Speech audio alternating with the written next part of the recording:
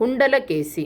குண்டலகேசி காப்பியம் 7ஆம் நூற்றாண்டில் வெளிவந்த பௌத்த நூலாகும். இந்நூலை இயற்றியவர் நாதகுத்தனார். இந்நூல் முழுமையாக கிடைக்கவில்லை. கிடைத்தவை 19 முழுமையான பாடல்களே. கதை: சோழ நாட்டில் காவிரிப்பூம்பட்டினம் என்ற ஊரில் ஒரு வணிகரின் மகள் இருந்தாள். அவள் பெயர் பத்திரை. அவளுக்கு தாயில்லை. செல்லமாக வளர்ந்தாள்.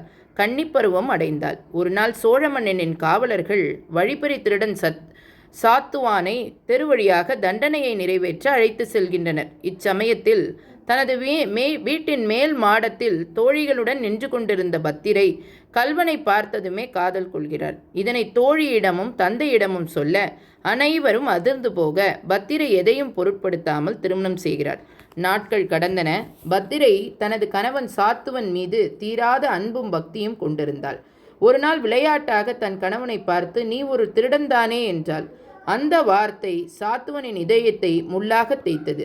அவளை கொன்றுவிட நினைத்து அவளை குலதெய்வம் கோயிலுக்கு செல்ல வேண்டும் என கூறி ஒரு மலை பகுதிக்கு அழைத்து செல்லுகிறான். செல்லும் வழியில் நகைகளை கழற்று என்கிறான்.